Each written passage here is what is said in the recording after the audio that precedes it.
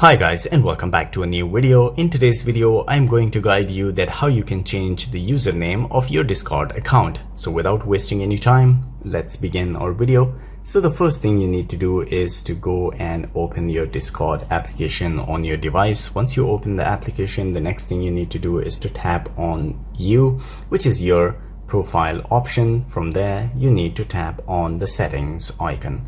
Once you tap on the setting icon, you will find account here. You need to tap on account, and here you will find your username. You need to tap on that. From here, you need to erase the username that you already have and then enter a new username. Please only use numbers, letters, underscores, or full stops. So you can use all these options which is available here.